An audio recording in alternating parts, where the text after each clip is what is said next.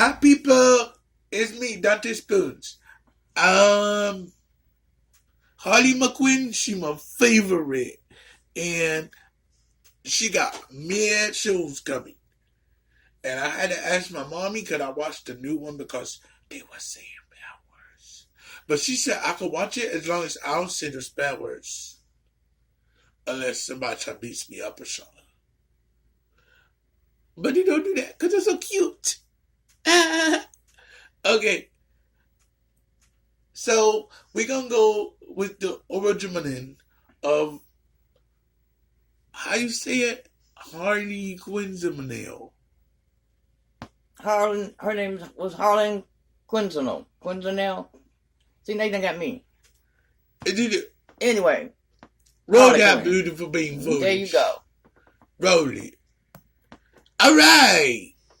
Can the Joker turn a perfectly sane person into an insane criminal? Welcome to Origins. We go over the origins of your favorite superheroes and villains. So we did the New 52 origin for Harley Quinn, but if you read those comments, they were very divided. Some people loved the new take on her, and some people hated it. But since the original Harley Quinn origin is pretty well hidden, I figured that I should tell you this one and let you decide. Keep in mind, this one isn't canon for her right now. The earliest reports on Harley that we have were of her as a teenager. Harley was a star athlete that was granted a gymnastics scholarship to Gotham State University. But this wasn't her goal. No. She wanted a degree from the university's prestigious psychology department. She wasn't known as a studious student, but she found her own ways to get a passing grade. This eventually got her to Arkham Asylum as the newest doctor to work there, Dr. Harleen Quinzel, with a promising future in front of her, and she was so jazzed about it. When questioned why she chose Arkham, she simply informed them that she was looking for an exciting and challenging case, something high profile that she could use to make her name. And regardless of everyone warning her, she couldn't stay away from the Joker. Up in her office that night, she found a single rose with a note. Come down and see me sometime. Jay. So she went down to ask him how he possibly got out of his cell to deliver this. Of course, the Joker wouldn't tell her, but he commented on how much he loves her name. Because with a little tweaking, Harleen Quinzel can become Harley Quinn, just like the classic clown character, the spirit of fun. He then coyly told her, "You can see why I'd be attracted to that." So she walked away, and he told her as she left, "A simple name that puts a smile on my face. It makes me feel like there's someone I can relate to. Someone who would want to hear my secrets." That last line turned a light bulb on in Harleen's head. This was her big chance to make her name. It still took Harleen 3 months before the asylum would let her interview the Joker, but she did finally convince them. She needed this. There wasn't a more high-profile case that could launch her career into stardom. So their sessions began, and initially Harleen learned about the Joker's abusive father, but he eventually got to a positive memory that stuck out for him. The time that his father brought him to the circus, and the Joker saw a clown. The clown caused his father to laugh, and it was the only time that he ever saw his father happy. So he decided that he would make his father laugh. He could be that clown for his dad. And his first attempt to get his father to laugh was tearing the crotch out of his own pants one night when his father came home drunk, only to have his father break his nose. The Joker explained to Harleen that sometimes people just don't get the joke, like his father, and like Batman.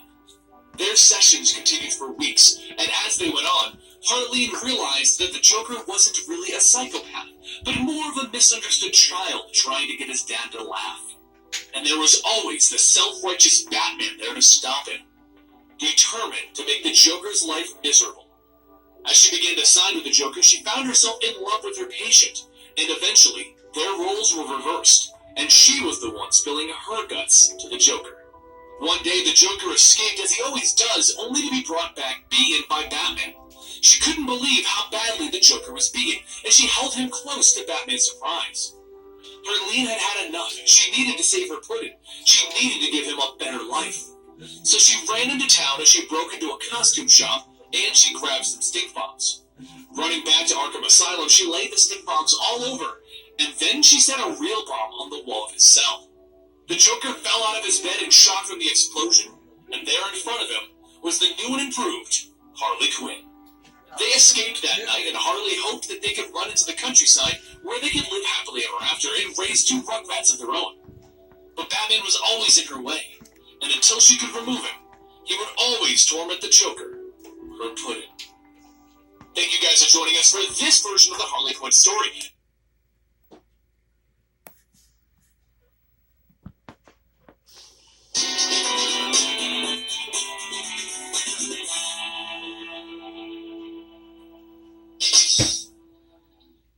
Welcome to Origins, where we go over the origins of your favorite superheroes and the villains. With the New 52, DC has been trying to give Harley Quinn more of an identity beyond just being Joker's girl. So this origin gives her a few more reasons as to why she left her life for the Joker. Also, let me know what you think of it in the comments down below. So here it is, the New 52 origin located in Secret Origins number 4. Harley Quinn started her life as a normal teenage girl. She had a normal life with a mother and a father and 2 brothers, and she had a passion for reading. Even if she did enjoy some odd activities outside of the norm, such as lighting the corpses of animals on fire, she was still a pretty normal girl at first. But as she grew up, she knew right away what she wanted to do with her life. She wanted to study the minds of serial killers. Because of this odd obsession with the criminal mind, she found herself distanced from many of her classmates. But there was one who stood out to her, Bernie Bash. Now Bernie, he was a troubled boy, and at the Halloween party where they met, he asked Harley, "If you could kill anyone in this room, who would it be?" And Harley thought long and hard, and she decided that it would be Bonnie, the proper girl in the school who turns her life into a living hell all the time. A few days later, Bernie showed his love for Harley by throwing Bonnie out of his car and into traffic, killing her. Harley thought it was the most romantic gesture ever. And as Bernie was sentenced to juvenile detention, Harley shed her first tear over heartache. She snuck into his room and she stole a memento to remember him by, a stuffed beaver that he kept next to his bed. They rode back and forth for a while Harley moved on with her life, but eventually Bernie died in prison, stabbed to death over a side of mashed potatoes. She was sad over this, but time went on, as it always does, and Harley graduated from Gotham University, and then she went to work at one of the many hospitals in Gotham. But her true passion was still the criminal mind, and because of this, she decided to take a job at Arkham Asylum. She considered the broken and unfixable patients of Arkham her ultimate challenge, and after studying them through the cameras, she figured she couldn't get close to the people who were this paranoid, so she had to become one of them. She wanted to conduct her own experiment. So she dyed her hair blue and red, and she had the warden admit her as a patient. While plenty of the prisoners wanted to talk to Harley, one inmate was on the top of her list. The exiled Prince of Gotham, the Joker. He knew right away who she really was, and the two of them fell in love. Well, Harley fell in love with the Joker, at least. He was still a little undecided. Meanwhile, one of the inmates killed the warden, opening up an investigation in which the new warden found out about Harley's experiment. She was dubbed irresponsible, certifiably insane, and a risk to those around her, and because of this, the guards tried to escort her out of the building. But she had no plans to leave without the love of her life, so she took the guard's gun and she broke the two of them out of Arkham. The two of them spent some time together, and the Joker showed his love for her, in his own special way, by throwing her into the vat that bleached his own skin, bleaching her skin. This gave her that pasty pale appearance that she's become known for, and as time went on, Harley also began to know what the Joker wanted in his girl. So she was willing to give him anything. If he wanted a sex kitten, a seductress, the innocent girl, whatever he wanted, she was willing to do. But what he really liked was the ditz. So she went on calling him Mr. J, and she became his ditz. But one day, the Joker became bored of Harley, and he sent her on her own.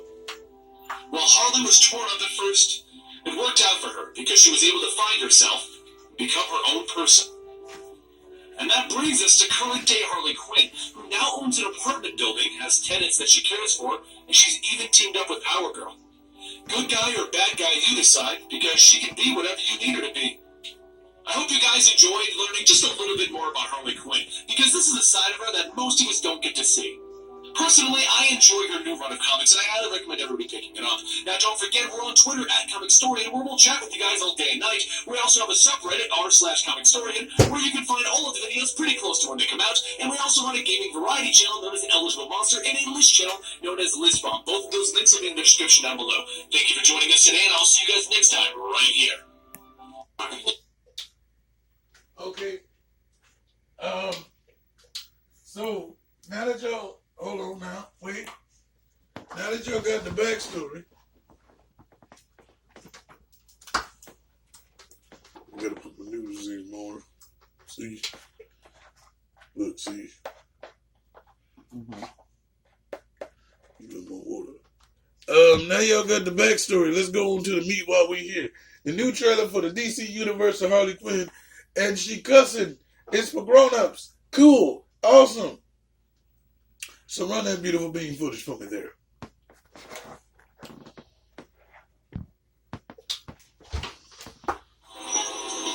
Can we talk about this later? It's not that win. I can't spend my whole life with bats and goons. I want to be your partner in crime.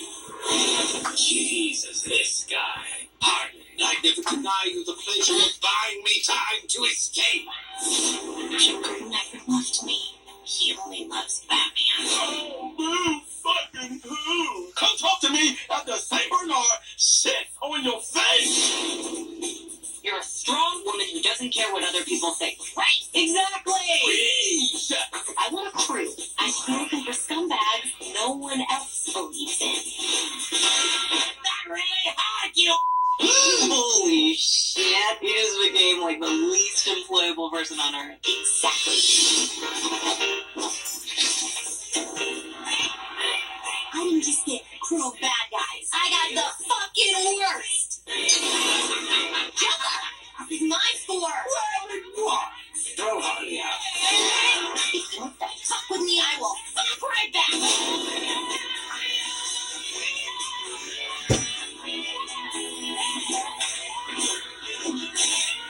Harley's at Penguin's nephew's apartment. Seems like she's doing pretty well. You know she has HPV, right? Most sexually active adults do. But anyone who is a respected supervillain is in the Legion. That's when you know you mean it. If Joker can get it, so can I. You crossed the line, Quinn. You're going to our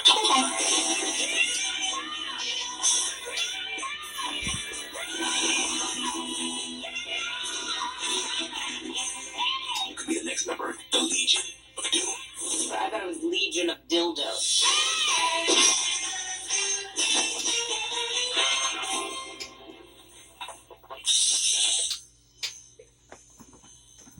That logo's the shit. Okay, so I think everybody should go out and watch this. I think it's really neat, and I'm gonna watch it. So there you go.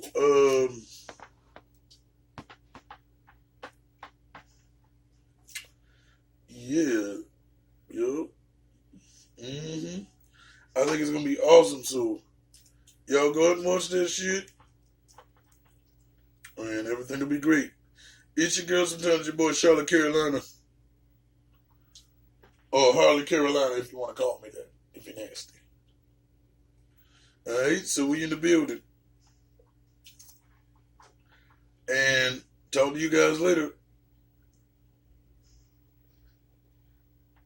I said talk to you guys later. Bye.